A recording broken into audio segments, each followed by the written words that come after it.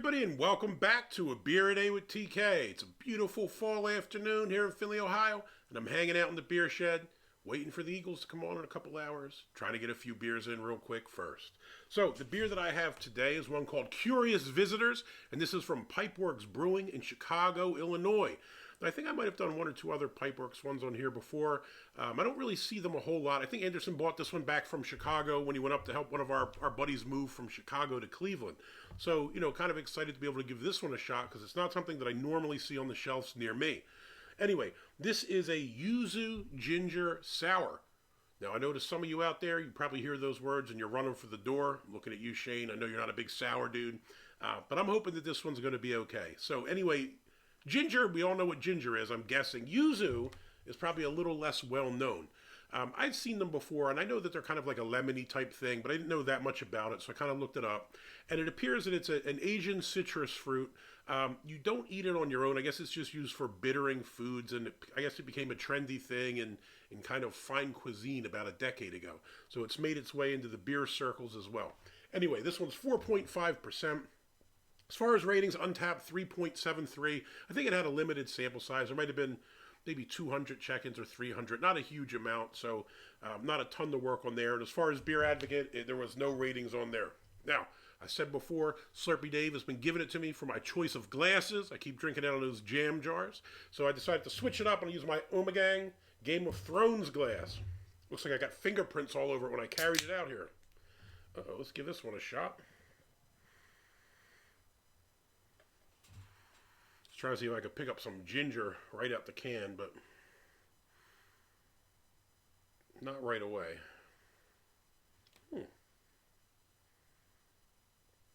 All right. As far as the can, kind of interesting artwork on there, right? A little bit of, looks like holographic type of foil behind the words. A little bit of green art, whatever that is, I don't know.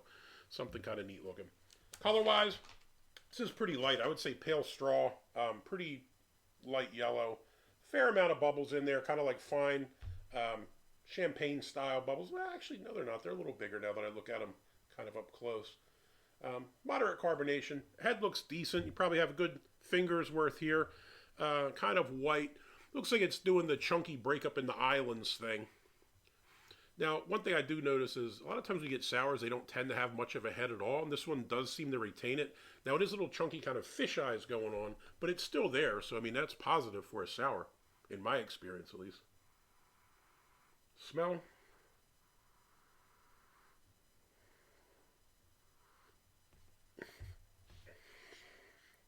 Just breathe some of it in. I was expecting it to be kind of like a big citrus, like lemon kind of thing, or ginger, and it's really not. You get a little bit of a subtle lemon. I don't even really pick up the ginger on the nose too much. Yeah, it just smells nice. Nothing off-putting about it. It smells pretty decent. Wow, carbonation does look quite nice when you pour it back in there. All right, let's give it a shot. Enough yapping.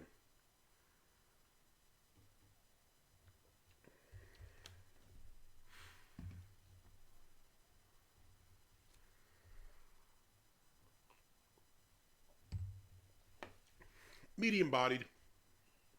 As to the flavor, it's kind of light. I've probably railed about this in a lot of videos. Sour and tart beers are something that I actually quite like. I know a lot of people don't like them, all jokes aside. I understand it's a style that's not for everyone. I think the first time I ever had a sour, it threw me off and I didn't know what to make of it. Same as the first time I had a Roush beer or smoked beer. It's not what we're used to. But as Drew from Beer for Breakfast, Facts for Snacks says, try something different. And I did try something different and tried it enough times that I liked it. That being said, I do kind of draw a line between sour and tart. For me, sour has to be like a big sour taste, and tart is just kind of maybe like you having fruit, like a light kind of tartness to it, a little tiny bit of sourness. This is probably more on the tart side, and even then, the tartness is kind of light. I do think you pick up a bit of, I assume it's the yuzu fruit, because it's kind of citrusy. It's lemon-like, but it's not lemon. It almost has, it's not quite grapefruit, but it almost has like a different type of bitterness to it than you pick up the lemon kind of taste, but it's like slightly different. And maybe that's what makes the yuzu unique, is that it's Obviously not a lemon, but I guess in the same family.